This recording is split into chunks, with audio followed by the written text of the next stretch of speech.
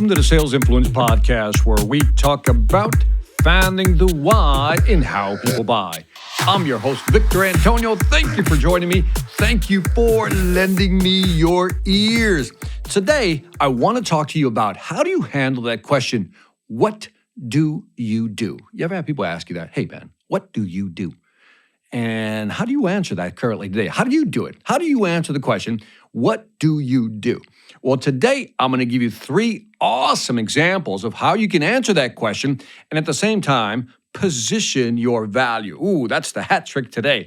How do you respond to that at the same time, position your value and maybe even have the customer truly understand what you do? So step number 1, out of 3 strategies, here's the first step. And again, you can use any of these 3 options. Somebody says, what do you do? I want you to say something like this. I help companies, and then fill in the blank, right? And what I want you to do is give it a sense of intrigue. For example, Victor, what do you do? I help companies find revenues where they can't be found.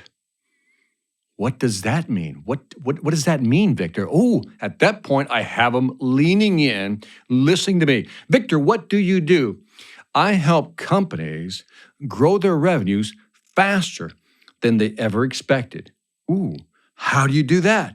Now, as soon as they say, how do you do that? The hook is in the mouth and I got them. I got their attention. So that's a way of creating intrigue. Come up with your own phrase that you feel comfortable saying. But again, give it some drama, some intrigue. Make the person lean in when they hear that statement. Option number 2. Somebody says, what do you do? You could say, have you ever had to fill in the blank and then you fill in the blank? Well, that's what I do. Let me kind of go through an example. Someone says, what do you do? You say, have you ever had to generate a report and then export it to the cloud automatically without any effort? Yes. Well, I built that software. That's what we do. Now, again, I'm giving you a very simplistic example, but what I do is give them an example that they're familiar with. That's the key question or key statement here. It's something they're familiar with. Have you ever had to do this and then you had to do that? Person goes, yeah. Well, what I do is help facilitate that process. So again, the sense of familiarity, because what happens if you tell somebody what you do? Well, I develop complicated software to actually integrate with the cloud. People go, I don't know what that means. But if you say, have you ever had to, generate a report with multiple databases, with multiple pages, and then have to export them to a file and then automatically upload them to a cloud? So yeah, I've done that. Well, that's the software I developed. So again, you give them an analogy, an example, something they're familiar with, and boom, that locks them into what you have to offer. Again, you can tell them what you do, but you might confuse them. But if you give them an example of something they may have experienced, they'll lock in immediately and they'll understand what you do. Does this make you more memorable? Absolutely. That's why it's a great strategy.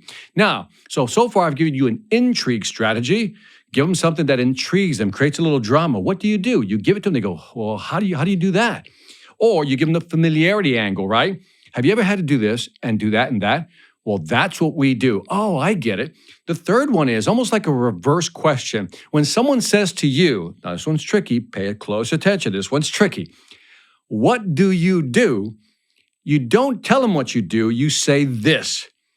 Well, why don't you tell me what you do? And I'll tell you what I do and how it can help you. Ooh, let me say that again. It's a tongue twister, but it's a good one.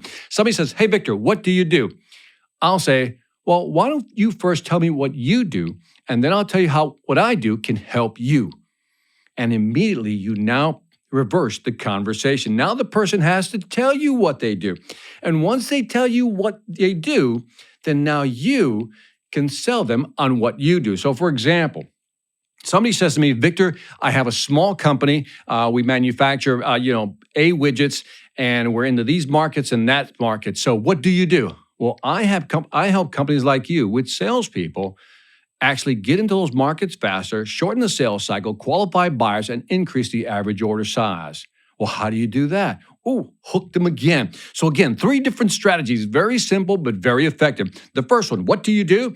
Create the intrigue. I help companies fill in the blank, right? And again, give it that sense of drama. Number 2, familiarity. Instead of telling them what they do, you might confuse them. Give them an example or an analogy of what you do.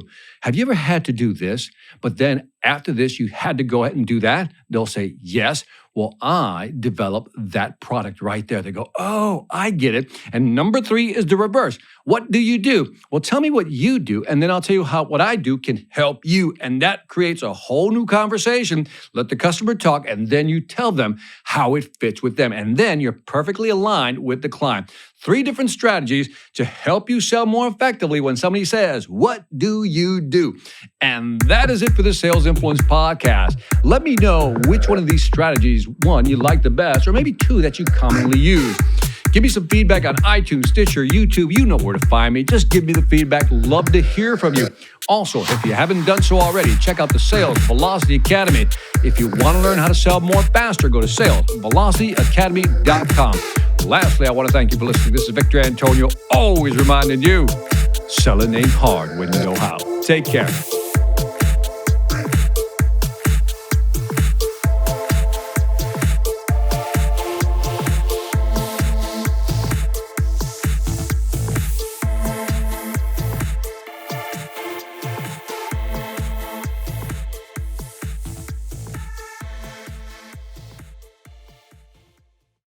Hi, I'm Victor Antonio.